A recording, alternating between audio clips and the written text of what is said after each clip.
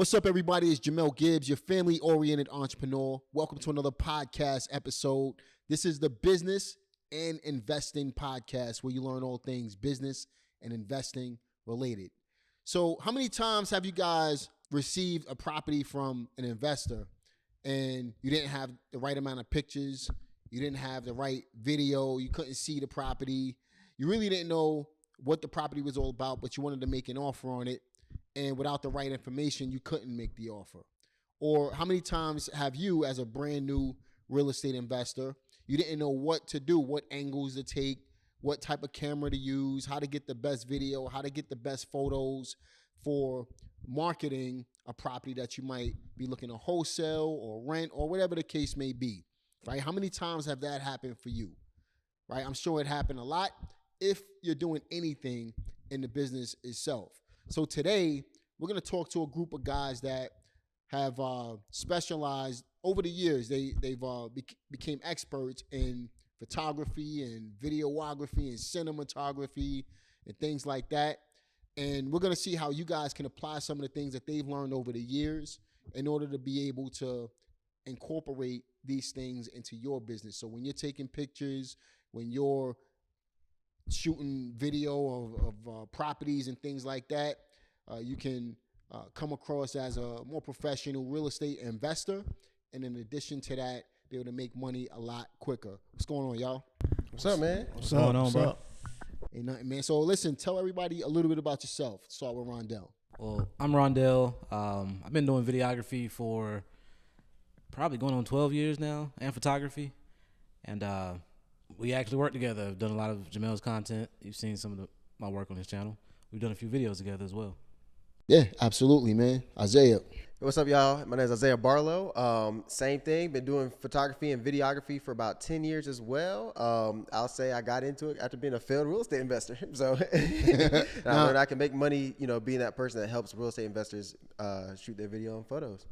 Nice. So you were actually in real estate as well. So you said you're a failed real estate investor. We might get into that, man. It was a 2-month failure. I got one wholesale deal. So you tried. I did. I tried. And I succeeded on one. As the other, 5. I was like, I don't know if I could do this, but I knew I could take my talent with photos and videos to help out other ones to actually do it and make money doing the process. Cool, man. And my man Monte. Yeah, aka Cool Cannon. Cool Cannon. Yeah, so I've been doing video for about 12 years, and I mostly do a lot of commercial work. So I do like commercials for brands and things like that. And I'm pretty polished. So cool, man. So we got different flavors in photography and videography and cinematography world. Rondell is a cinematographer. That's why I keep saying that. I remember one time I called Rondell, videographer, said, man, I ain't no videographer. I'm a cinematographer. I said, that's a fancy way of saying videographer, man. Yeah, it is. It is. you gotta make yourself look good. Yeah, man.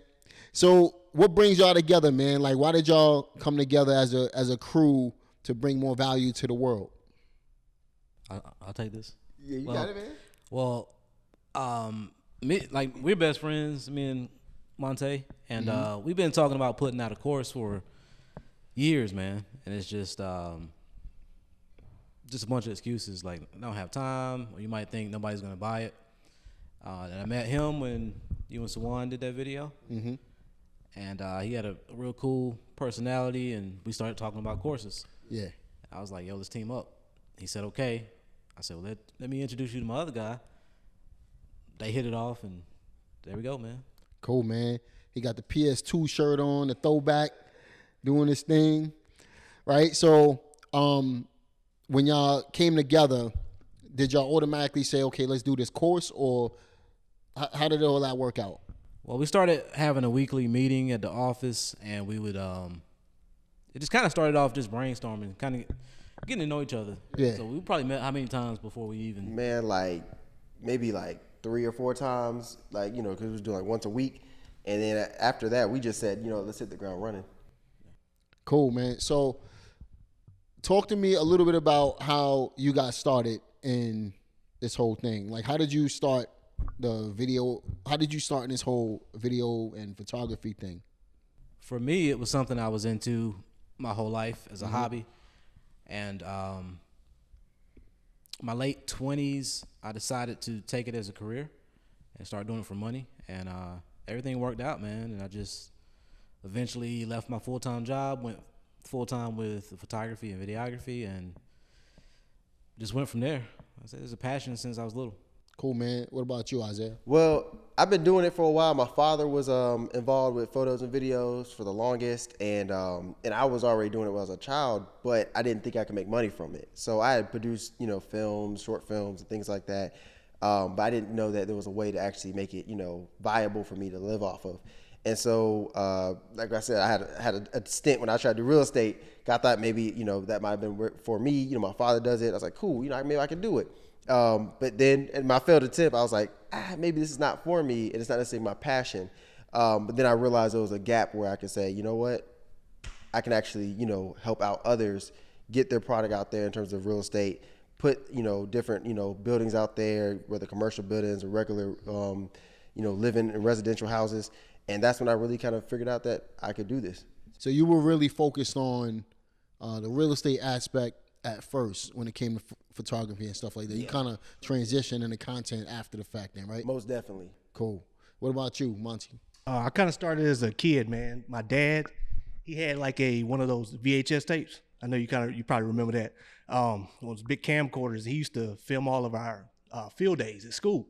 So I'd sneak in his room and I'd start to film stuff around the house with it, and it became a passion for me.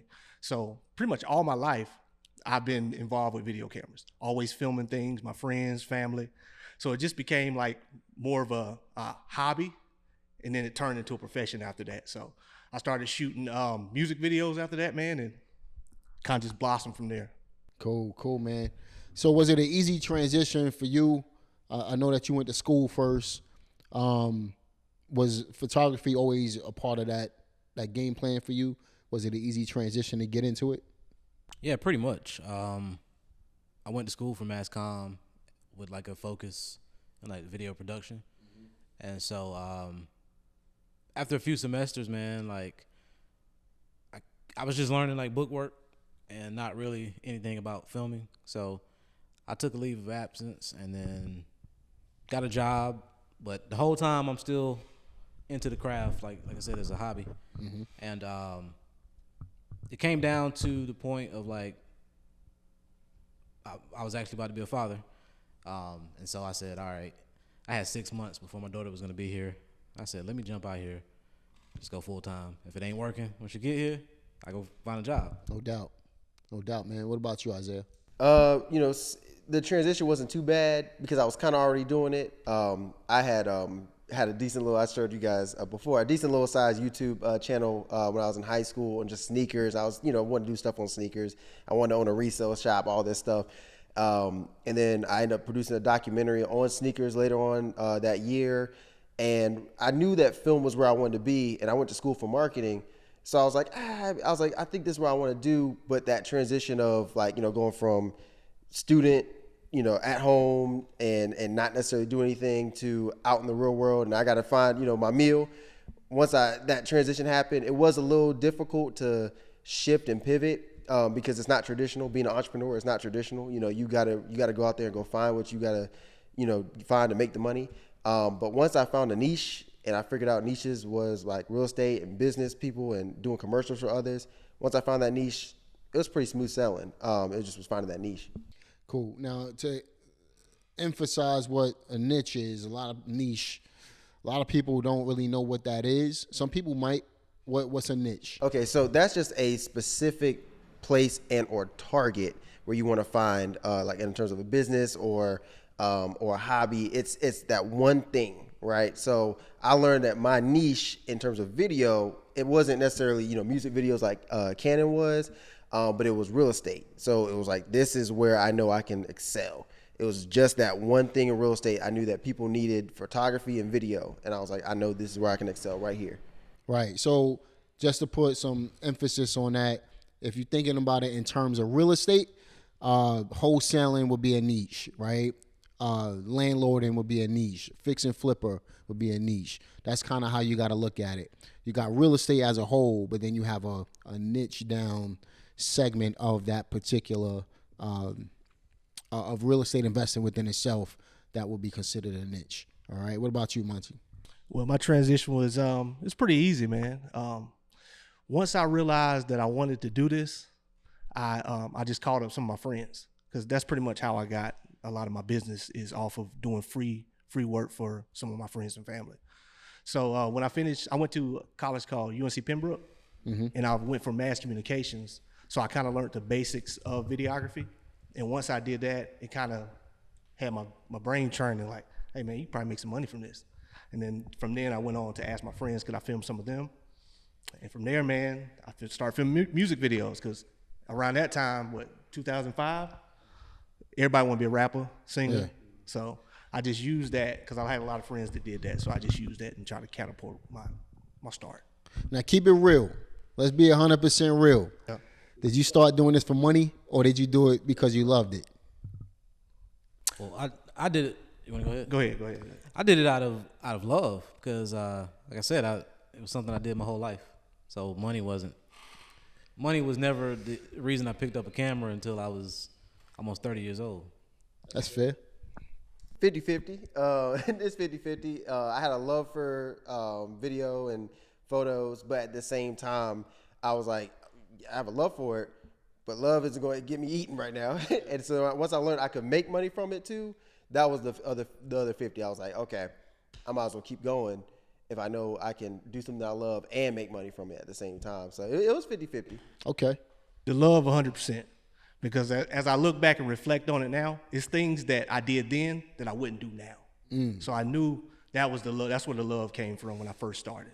So here's the real key to the whole thing. Would you do it for free? Absolutely. I still take photos just for a hobby sometimes. I'm downtown or something. I think that depends. You know what I'm saying? I'll do it for free if everything in this life was free. You know, in terms of me eating and everything else that's there now. If that wasn't the case, you know, if everything was free and everything was fine, of course I would do it for free. Because at the end of the day, I love it. It's something that is beautiful. It's creative. It's different. As you know, it can help anybody out in this world in terms of getting their name out there or their brand out there. So I would do it for free in the sense of helping others and stuff. But in terms of, you know, regular daily living and not being able to eat, no, I wouldn't. I got you. Definitely, if it's beneficial. You know, if I can use the content on my social media platforms to kind of promote my business, of course. Yeah. So this is completely off topic. So for me, there's one thing I would actually do for free. I wouldn't even take a paycheck for it. Be a firefighter. Something I always wanted to do. Yeah. Completely off topic. Nobody knew that, but yeah. You know you can do that volunteer. I can do that now, yeah, but you still get paid as a volunteer firefighter. Yeah, well, that's good. Yeah. So that's one thing I would actually do for free. I also do the YouTube stuff for free. You know what I mean? That's something I enjoy doing. But I ask you that because you can kind of tell what you love to do if you do it for free. You know what I mean? So that's pretty dope, man. A lot of people want to do this for money though, right? So let's help these people make some money, man. So what are some of the obstacles that people are gonna face getting into this type of field? You go first. I think in this day and age, it probably comes down to marketing yourself and just learning the aspects of how to manage a business, and it's some technical stuff in there too, but more so is just kind of learning how to get your stuff out there, how to make it look good. Cool. So that's an obstacle. You got to kind of learn the nuances of the whole thing before you can actually. I got it. I would say lowballing yourself. I think. We mean as far as pricing? As far as pricing, I think sometimes it's a fear that there's too many photographers and too many videographers, and the truth is there's too many bad ones, right? So there's not enough good ones, and to be honest with you out there watching, you could be good, but you don't know that because you're lowballing yourself. You're putting yourself real, at the same competition as everybody out there. And I think if you just take that leap of faith to say, let me, do $2 up, $3 up, not really, but, just a little bit more, you could probably, make it a full time. But I think some people have a hard time going full time because they think, I can't make enough money. But it's just because they haven't said, hey, let me charge a little bit more. Let me actually charge what I'm worth. And that's kind of what we was talking about before we started the podcast, right? When it comes to understanding who your customer is and knowing how to price stuff, You gotta, a beginner is not gonna buy a Lamborghini, using a car analogy, but a beginner will buy a Kia. You know what I mean? So if you understand who your customer is, you can price accordingly. You know what I mean? And what about you, Monty? I say learn the basics first. Learn your craft so you get good at what you're doing. So that way you're confident when you're trying to sell yourself. Mm-hmm. And also do free work, just like we talked about. Do free work. And so you can show people. So you have something to show people on social media and your different platforms that you can kind of sell your work to. Because a lot of times people are visual and they want to see what you can do. Mm-hmm. If you can be the best videographer, photographer out there, but if you have nothing to show, nobody's going to be interested in buying from you. Got to create your product, man. When I was a kid, I used to cut hair. I owned a barbershop in high school, but my point is I started cutting hair when I was 9. I still do my own hair today, right? But I had to learn on somebody else. So I learned on my brother and my father, and I started charging people on the stoop around the block $5. That was free for me. $5 was free. You're 9, 10 years old. You got a line of people coming to get a haircut. That's how I learned. That's how I became better. Then when I went to the barbershop, I was charging a lot more money because you built up the skill base. Same thing with this, right? You do free work. Right. Then you eventually start charging. You get better and better, and your prices go up accordingly. You know what I mean? So how can somebody who's watching this video right now, average person watching this is a business owner, they're a real estate investor, they're just getting started, they're trying to do some things, right? How can the people watching this or listening to this podcast right now get started doing, what's the first step? Let's give it to them in 5 steps. What's the first 5 things that they need to do in order to really start taking the right photos and making money with this? Get a camera. You need to have a camera, right? So let's talk about that. What's the best camera to buy right now? The one that's in your pocket, your phone, right there. You got a camera, use it, but you got to know how to use it. But I'll leave that to somebody else. But you got to have that one right in your pocket is your phone. Okay. And if you have one that's a little bit better, pick up a Sony or a Canon, whatever you need, but start off with your phone. And if you got an iPhone, even an Android these days, I mean, the camera quality is pretty decent for what it is. So like you said, man, you got a camera. You're walking around with a camera right now. Right. You know what I mean? You just got to learn how to use it. And then once you learn how to use it, obviously that can lead to other things. I know y'all thinking like, how am I supposed to figure all this stuff out? We're going to talk about how you're going to be able to get started in just a minute. What about step number 2? I would probably say step number 2 is go out and practice. So you obviously you got a phone, you got all that stuff. Go out and just shoot anything. I don't care what it is, whether it's a person, place, or thing, doesn't matter. Just go out and just try. Because I think a lot of times people are like, oh, I want to, shoot, real estate photography, and they don't look at a house and say, how can I make this house look pretty, right? How can I make this house look like it's bigger than what it is, right? Just doing those little things. Just go out there and practice practice shooting, different houses, grass, a bird, a dog, your mom and dad, whoever. Practice on any and everything. And then once you get that practice in, will be the next step. But I think that's definitely one of them. What about step number 3? We trying to get to the money, y'all. All right. Well, now you get to the money. So now you practice, in my opinion. Now you know what you're doing a little bit. You've practiced multiple times, maybe in a whole week, et cetera.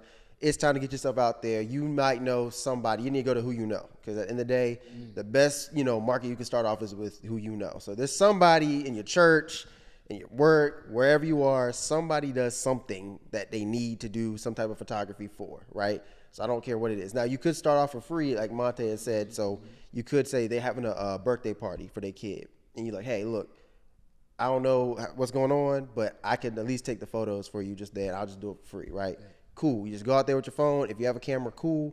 Go out there and just shoot for their kid's birthday party and just try different stuff. Up closes, far offs, the family photo, etc.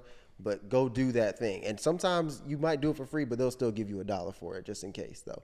And but go ahead. My thought process is if you're doing it for them for free or even a small amount, they're going to offer you referrals if you do good work. Exactly. And that's where the money comes in, right? That's exactly where the money comes in. Because when that referral happens, that's when you got to, this is probably the next step, you got to, sell yourself and make it happen. So that's step number 4, sell yourself, make it happen? You sell yourself and make it happen. You got to get out there, whoever the referral is, if it's on the phone, online, an email, text, whatever it is, you got to make sure that you're telling them that you got their back in terms of what you're doing, in terms of the photos, the video, whatever they need. It could be a business, could be another birthday party, could be a wedding, you don't know. But whatever it is, you got to let them know that you're there for them, that you're going to build the content for them, and that you can make it happen.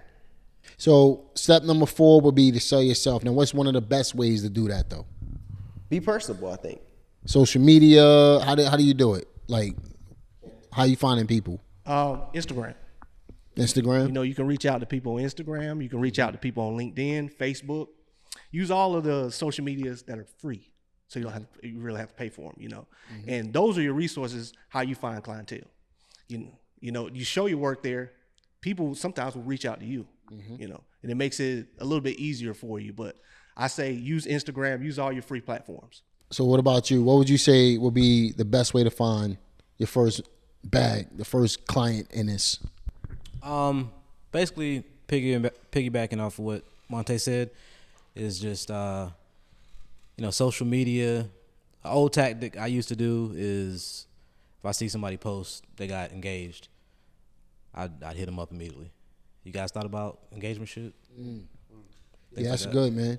And the reason why we're talking about the money aspect of it, you know, a lot of people, you could do photography because you love it, but I truly believe that this is a good side hustle, especially if you're in real estate, right? If you're already learning how to take photos, you know, I talk about different side hustles on my channel every once in a while. This is a great side hustle if you need to build up some money to put into your real estate business. For marketing, for example, right? Maybe you're wholesaling houses and you need $500 a month, $1,000 a month, or whatever it is, just to buy some postcards. You could take on a couple of gigs, and it pays for itself, right? So this is a great side hustle. But in addition to the side hustle aspect of it, you still build a skill that can help you create high quality images and videos for your own personal business, right? So what about step number 5? What would be the final step when it comes to really get into the money in this? I'll take this one again. I think the 5th and final step is after you've done that, that referrals job, right? After you finished, you sent the invoice, you got paid your first gig, awesome. The next step is to put that money back into the business, right? Because let's be real, you got to spend money to make money, and you're only going to be as good. Like the iPhone is a great start, but you're going to have to put it back and get something better, right? So if you're doing hypothetically real estate, and you're saying, okay, I want to do real estate photography a little bit. I want to, also do some more wholesales. I want people to see what I have and get that out there. You're probably going to need to buy a better camera with like a sharper lens, sharper sensor, all that great, complicated information that we'll explain to you. And then actually be able to take a better photo and then be able to sell that photo or that stuff that you just did and use it as a portfolio for your next gig. Because that way you can say, hey, look, I do this work. I put myself out there. I got these referrals too. This is the amount. This is the great work I do. This is why I'm charging X, right? Bringing the value to the table for that next client. It's to put that money back in and get that next client with that value you just did. So do you go out and purchase your equipment first, or do you go out and get more customers and then start buying your equipment over time? I would say buy equipment over time. Clearly, you're going to start out with a camera, maybe a lens or two. But I would stop there because your very early stages, you might not know what you actually want to niche down to yet. So if you go buy a bunch of gear and then you decide, I just only want to shoot houses, most of that gear you're not going to need. To photograph houses, you need a wide angle lens and a camera. Got it. And a tripod, that's it. So what's the profit potential in doing something like this as a side hustle, let's just say? I think it's very profitable. I think if you apply yourself and learn your craft, once you get real good, you can get cocky. Getting cocky is good sometimes, because when you get cocky, you can charge what you want to charge, and you're confident when charging people, and people can see it. And you don't even have to come off as a person cocky. Your work will show how cocky you are. So I say, perfect your work, and the money's gonna come. So how much money we talking about? I've known people doing it part time. We call them like the soccer mom photographer, and they kind of focus on your weekend weddings, your senior sessions, things like that. They work full-time jobs. I've known people to clear $8,000 to $10,000 a month doing that after work during the week, and maybe a Saturday or Sunday. So look, Go ahead, Isaiah. I was gonna say, and we talked about this before. Last year I did 6 figures, right? Now I'm doing it full time, so that's a little bit different. So if I was to cut my time in half and do it part time, so completely in half, and did, like in the 50 grand and and stuff like that, part time you could do 50 grand easy, and to put the number to it, 50 grand is about $4,000 a month ish, around that. So if you were to do it part-time, you could do it for $4,000 a month. And $4,000 a month isn't bad if you just as a side hustle and a gig that you just do casually. Absolutely. So this is a great compliment to your real estate business. It's a great way to fund your real estate business. It's a great way to create some extra income for yourself. Now, obviously, a lot of you are wondering how you could get started doing something like this. So I know y'all got something special that y'all wanted to talk about. I know y'all put a course together. Tell us about the course. So we got the pro photo and video course. In there, we take you from novice to pro, and we try to do it in about 30 days, okay? Now, you got to do exactly what we say, because at the end of the day, you're not going to get any value from it if you just take one thing. But if you do get that one thing, if you're an intermediate person, you say, I kind of got the game going on, you got probably that one thing in that course that's going to help you, whether it's data management, understand your camera itself, understand what lens to buy or what camera to buy. We do all that in there. Got you. So if you want to improve on your social media, your social media performance, your social media photos and videos, if you want to create a side hustle, if you want to take better photos of your deals, if you want to take better videos of your deals, this is a very inexpensive course. I'm going to make sure I link it in the description box so that you guys can check it out. Check out the course. Definitely become familiar with your craft. Become better than everybody else. The only way to really make money in anything is to be better than everybody else and to be consistent, right? So if you can learn the craft and you can stand out from your competition, that's where the real money is going to come into play. Now, are there any other things that we're missing that we need to talk about in order for the average person to get started doing this? I don't think so. They just got to have a willingness to learn, man. You gotta have a willingness to learn. We got a full-blown course just in this podcast episode, right? So are there any last words that our listeners should understand when getting started in their business? Go ahead. Can I ask you a question? Yeah, what's up?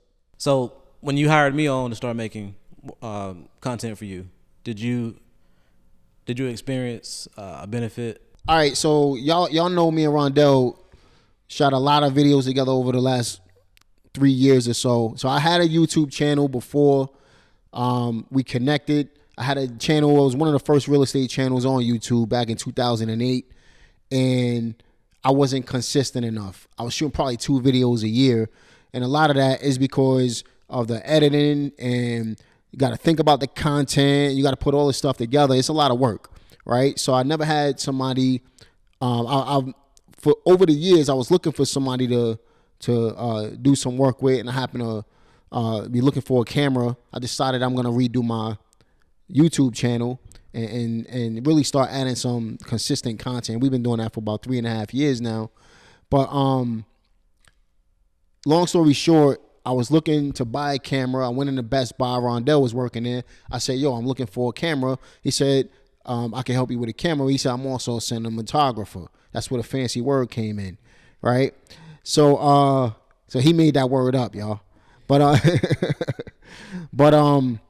immediately I was able to think about the content that I wanted to put out and not have to think about the editing, not have to worry about, shooting the content, and then have all this stuff that comes with it behind the scenes.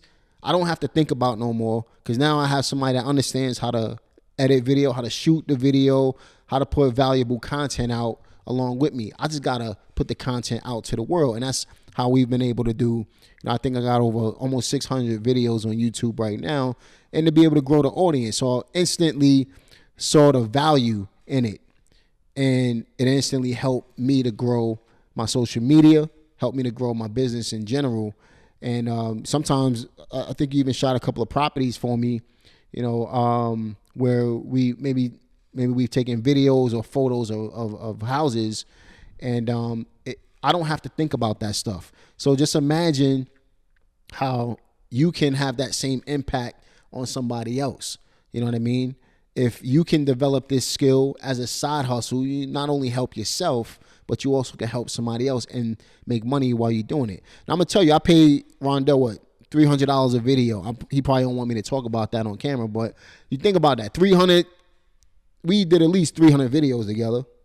Yeah, right? I don't even know at this point, man. Yeah, so we done, I mean, I got over 500 videos. We've done at least probably 400 videos together, right? So when you think about all of that and you multiply that by 300 a video, you know, you're talking about some bread there, you know. So my point in bringing that up is, you know, and just to be fair, we didn't start off at 300 a video. We was at like 150, 180-ish range. And as the product improved, you know, the price went up, and I'm okay with that, right? So again, the guys was just talking about it, saying, look, you're going to start build a relationship maybe at one price, but then as you get better, Monte said you got to get cocky, right? So you start raising your price up, and that's fair. You know, if anybody's going to argue with your price, you don't belong doing business with them anyway. You know what I mean? So at the end of the day, if you want to build a real skill that can put some money in your pockets, I think that this is one of the easy. I actually enjoy taking photos now. I'm learning, just sitting here talking to these guys, you know, asking them about the cameras and stuff. I got one of the same cameras in my home office, right? But that's how you learn, and it just becomes a hobby, and you could turn a hobby into profit, you know, and that's what this is about. This podcast is based on business and investing, right? So I talk a lot about investing, but let's talk about the business side. How can you make money doing other things, other side hustles?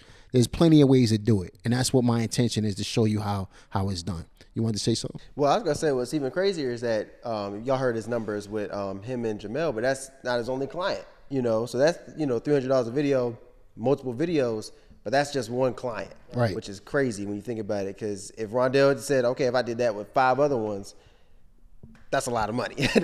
And so what it means is that you can scale up doing this, and you can actually put yourself in a position where you can even make it automated and have somebody else do the work, have somebody else, and you can just be the director and sit back. And one more point I wanted to bring out, if you just watch my video, start from like 2019 into, you know, my more recent videos like today, for example, right? You could kind of see the transition in the quality of the videos.